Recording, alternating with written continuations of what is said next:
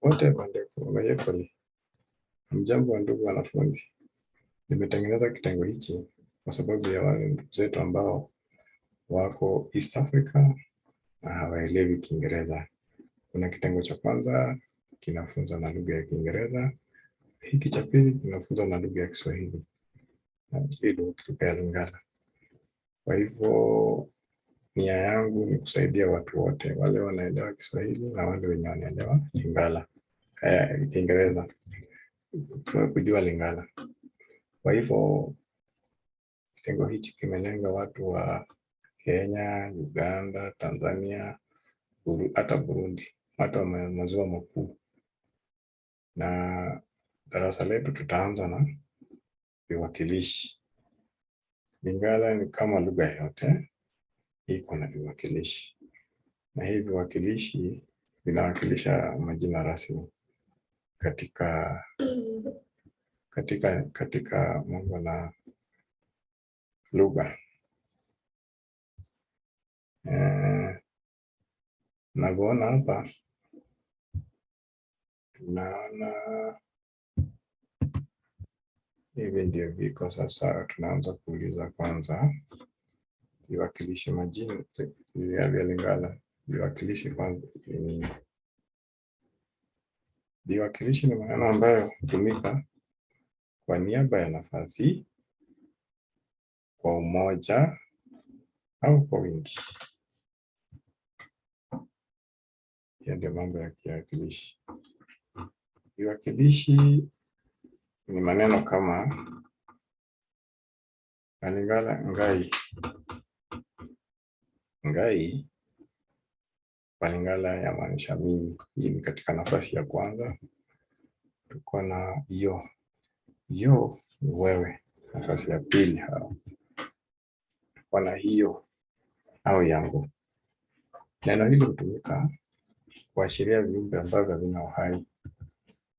Yeye, tunasema ye na Lingala. Bango, bango ni wao. Kwa lugha ya Lingala ni bango, wao, maanisha kikundi wale. Biso ni sisi. For example, nikikuwa kwa group, mimi niwe msemaji, nitakuwa naongea kwenye bao, nasema sisi kama hiki kikundi. Nani? Kuuliza ni nani ni sawa tu na Lingala. Lingala pia ni nani. Vile vile Kiswahili. Ye ni yeye bado. Hapa tukisonga tunapata viwakilishi kwa lugha ya Lingala.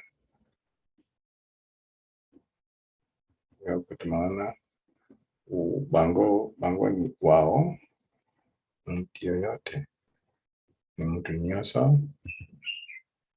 Kitu inaitwa eloko. Hakuna yeyote ni mtu te. Nazui mtu te. Viwakilishi vya lugha kwa umoja. Tuko na ngai. Ngai yamaanisha mimi. Kwa umoja. Yo ni wewe. Kwa umoja. Ye ni yeye. Kwa umoja au yangu. Yangu hutumika venye nimesema hapo awali kuwakilisha vitu ambavyo havina uhai. Inaitwa hicho ama hiki ama na kadhalika. Viwakilishi vya lugha kwa wingi. Biso, sisi. Nikuwa kama msemaji wa kikundi, nitakuwa nasema kama sisi. Loko la biso, kama sisi. Bino, nikiwa nimejitenga na ongelesha kikundi au familia fulani, nasema bino, nyinyi. Bango, ni nafasi ya tatu. Wao, hakusema wao. Yango ni hicho, inatumika kwa nafasi ya wale watu ambao vitu hivi ambavyo havina uhai. Ni haya tu kwa leo. Tutaendelea kujifunza mengi. Naomba subscribe kwa channel yangu ya YouTube. Utapata mafunzo kila mara, tutakuwa tunajifunza.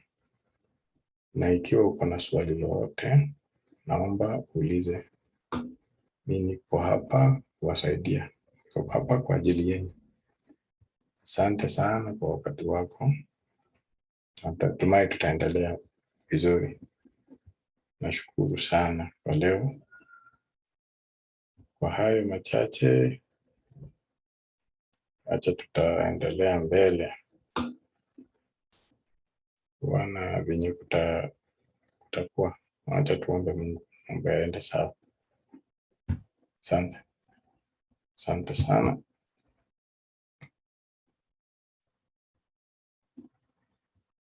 Yes, baba. Unacheka nini? Cartoon.